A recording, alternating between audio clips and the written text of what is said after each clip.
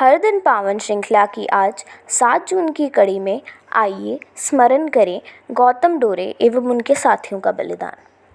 आंध्र प्रदेश में स्वाधीनता के लिए अल्लूरी सीताराम राजू ने युवकों का एक दल बनाया था। वे सब गांधी जी के असहयोग आंदोलन में सक्रिय थे, पर जब गांधी जी ने आंदोलन को अचानक स्थगित कर दिया तो इन युवकों के दिल को बहुत ठेस लगी और वे हिंसा के मार्ग पर चल दिए। वनवासी जहाँ एक और वनों की रक्षा करते हैं, वहाँ वे वन से अपनी आवश्यकता की लकड़ी और खाद्य सामग्री भी प्राप्त करते हैं, पर अंग्रेज़ों ने जंगल आरक्षण नीति बनाकर इसे प्रतिबंधित कर दिया। इससे भी राजू और उनके साथी बहुत नाराज थे। अगर आपने अभी तक हमारे चैनल को सब्सक्राइब नहीं किया है तो कृपया इसे सब्सक्राइब अवश्य कर लें, जिससे कि आपको प्रतिदिन इसी प्रकार की अच्छी जानकारी मिलती रहे। गोदावरी के तटवर्ती क्षेत्र के 2 सगे भाई मल्लू और गौतम डोरे इस नीति से क्रोधित होकर राजू के साथ आ गए। इन सब ने मिलकर रंपा क्रांति दल की स्थापना की। हथियार जुटाने के लिए उन्होंने चिंतापल्ली और कृष्णा देवी पुलिस स्टेशनों को लूटा। वहां से भारी मात्रा में हथियार हाथ लगे। शासन ने इन्हें नियंत्रित करने के लिए पूरा रंपा क्षेत्र को असम राइफल्स के हवाले कर दिया। शासन और क्रांतिकारियों की टक्कर में कभी इनका पलड़ा भारी रहता तो कभी उनका। राजू की तलाश में पुलिस उसके गांव वालों को पकड़कर प्रताड़ित करने लगी।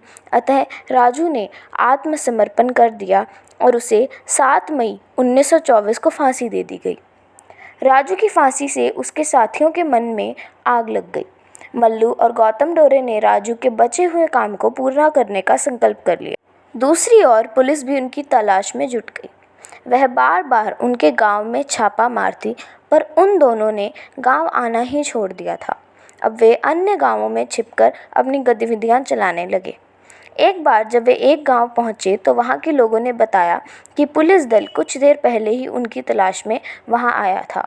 पुलिस ने बहुत कठोरता से गांव के मुखिया से पूछताछ की थी, पर उन्होंने कोई भेद नहीं दिया।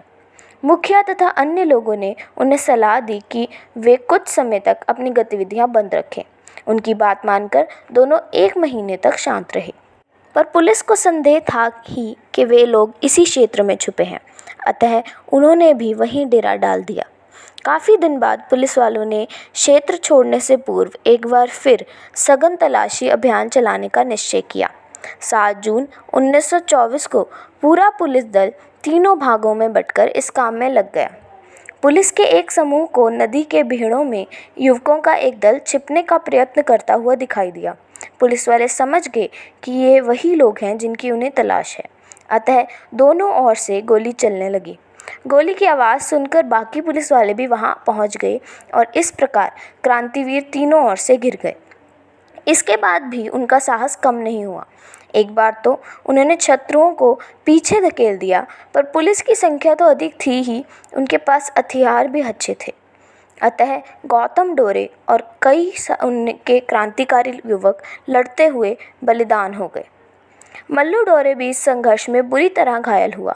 वह किसी तरह वहां से निकलने में सफल तो हो गया, पर अत्यधिक घायल होने के कारण बहुत दूर नहीं जा सका और पुलिस ने उसे गिरफ्तार कर लिया।